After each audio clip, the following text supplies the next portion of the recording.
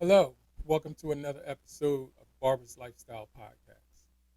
My name is James Nathaniel. So today's topic, we're going to talk about um, how not to get burned out in this industry of providing a service uh, like barbering or hairstyling, anything in the service industry. So, give you a little history of myself. I've been cutting close to 30 years, and so I've been burned out at least 5 times. 5 times in my whole career, I've been burned out. So a lot of times we talk about, I want to talk to you about in the way that in hindsight, I felt like why I was burned out. So the reason, first reason I want to say is trying to do too many things, right? As a shop owner, uh, you try to do a lot. So you're managing people. Managing people is probably one of the hardest things to do because all of these different personalities, you're trying to get, let's say, at one point, I think I had like 15 employees, including shampoo assistants, hairstylists, braiders, and barbers. So you have to manage all of these different personalities. You're trying to get all of these personalities to mesh in the same, say, room or shop for longer than they're with their own families, right? So if you open for 8, 9, sometimes 10 hours, you have to get all of these people to mesh. Like even though you know this person hates this person, like in private conversation, this person told me they can't stand this person, and they were working right next to each other. So how do you manage that? So as the barber or the shop owner, you're trying to manage these people to put out. You're putting out fires all day long, all day, because you see it happening, and the basic thing that you can do is put the fire out before it even like right when it starts. Hey, you too, or grab one of them like, hey, come here, let me talk to you. Before because you see it coming. You can see the people who don't like each other. You can see when it's coming. And then you just got people that might be good at what they do, but just have personalities that's not good. Yeah, that's the only thing I can say is just not good. But you can still manage them to keep them on task to so that they can do what they're supposed to do and be the best at it. You can manage that part, right? So with all of that managing all of these different people, now you're managing your clients and you're managing the clients that come into the shop. Right? Because you're the shop owner, everybody walks through that door is your client, is your customer because they're coming to your establishment, your shop. So you have to manage them as well. So you have to be the marketer to everybody that walks through that door. You have to be super polite. You have to be a businessman to everybody who walks through that door, right? So you not only have to deal with people that work for you, now you work for the clients, but then the business aspect to make sure that the shop is clean, to make sure that we have everything that we need, right? Shampoo, conditioner, clean towels.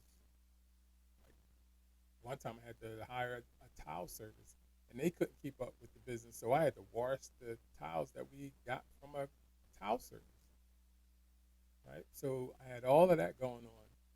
Then on top of that, you have your family life, right? So your family life is very important. Like I put that over top of the shop any day. That's very important. And so inside of that dynamic, your wife or your girlfriend or whoever, that significant other, you have to deal with them. And then you have children involved, right? Then you have parents, brothers, sisters. So you got a whole lot of dynamics going on, and you're trying to juggle all of them. You can just be a barber and still have to, without not even being a shop owner, you can just be a barber and still have to juggle a lot of these things. You still can have to juggle the relationship between you and your coworkers, you and the shampoo assistant, you and your significant other, and the family aspect. Keeping up with your instruments, keeping up with your clients, making sure that you book the clients in the appropriate time and making sure you on time and they're on time. All of that other stuff, it can get hectic. It can really get hectic. So my opinion is to get through all of that is one, you have to have a great balance of life. You're the only one that can create that. Nobody else can create the balance that you need in your life, right? So the balance is I'm gonna work stable hours. So one of the things that I endured was not having stable hours early on. I would come in at 9. Some nights I left at 8. Listen, when my shop was on Broad Street, we would leave at 1 in the morning cutting hair. 1 o'clock in the morning. So when I tell you my life as a barber wasn't stable as far as time, I mean it. Like, it's a lot of people that can attest to that. Like, we was in the shop till 12, 1 o'clock in the morning cutting hair because the clientele it really was there. We were in high demand. Like, the shop was in very high demand, right? So, one, get stable hours. Get stable hours where you can spend the morning with your significant other, get off, and then you can be home at a decent time to be with your significant other and your children, right? Because those times, man, listen, my biggest sacrifice was I missed a lot of my children growing up. I missed a lot of them. A lot of it. As a matter of fact, my kids have a ongoing joke to this day. They'll be telling the story, and I'll say, "Oh, when did that happen?" "Oh, Dad, you wasn't there. You was at work." You see what I'm saying? So that's the sacrifice that I made. I missed a whole lot. So create them stable hours so that you can be with your significant other in the morning. You can have breakfast, sit down and have a cup of coffee. And you can go home and have dinner at a decent hour and play with your children and tuck them in the bed. That's number one. Number two is when stuff is happening in the shop, you don't have to deal with it. Because I feel like if it doesn't pertain to you, let it go. A lot of people have that problem. They just feel like they can't let it go. They have to comment on or and be in every little thing. Like, you don't have to. Like, if it doesn't pertain to you, let it go, because that's just something that you don't have to worry about. Okay. I will also say, talk to somebody. Talk to some non-judgmental person, somebody that you can talk to that's not going to judge you on what you're saying or what's happening to you. Right? Sometimes you just need to get it off your chest. Like, this is going on. This is going on. A lot of times you don't need to talk to somebody and them give you feedback right away. Sometimes it'll help just get it off your chest, right? So other things that you can do is meditate in the morning. Before you go to the shop, meditate. Say for 10, 15 minutes. Just calm yourself down. Get into the mood of what you're about to do. You're about to go be in a hectic place, fast pace. So I just need to calm everything down. Take some deep breaths. Even when you pull up in front of the shop, just sit in your car and just decompress. Deep breaths, relax. And then when you go in the shop, you go into, businessman mode, barber mode. You go into that mode where you're relaxed. And two, don't book your clients so close together. book them in a decent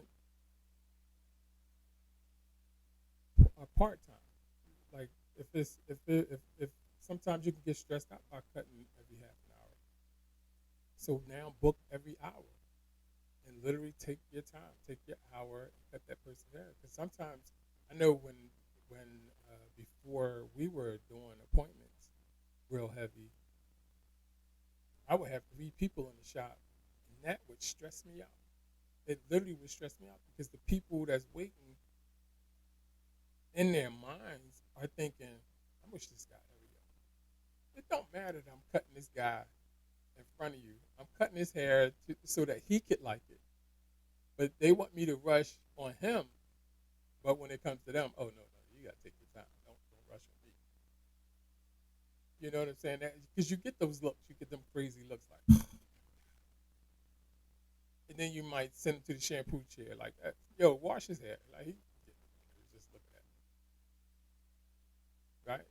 And don't have a lunch break. Don't have a lunch break. You take lunch and you sitting in your chair. A lot of times barbers will sit in a chair and eat their lunch. And if you have a client, 1 or 2 clients sitting there waiting, oh my God, they will look at you. Oh, it's crazy the looks you'll get because you're eating. So I got to the point where I would just turn my chair. you're not, you're not gonna put me through this. I'm gonna take my time and eat. Because if you look at them looking at you, you might feel like I need to hurry up and eat. And now you scoffing down whatever you bought. And somebody asks you after you finish eating, hey, how was that? I have no idea. I don't even remember chewing it. I ate it so fast trying to get these people out of here, right? So take your time, space your appointments out, if, because you feel the pressure. Sometimes that pressure gets to you. So in order to avoid that, you space your time out, do some meditation, talk to somebody. Like even if it can be a professional, like you have to protect your mental health. Your mental health is precious. I work in the mental health field. It's precious. Depression is real. You know what I mean? Like that's part of uh, depression is part of like being burned out. Like it was times when those 5 times I talk about being burned out, I literally would just lay in the bed. Just lay in the bed. My wife would be like, "You want something to eat? No, I want nothing to eat. You want to watch TV?" Like I wasn't crying, sitting around crying or anything, but I just felt like it's just too much. It's literally just too much. So, and you own a shop, so you can't stay in this rut for long, right?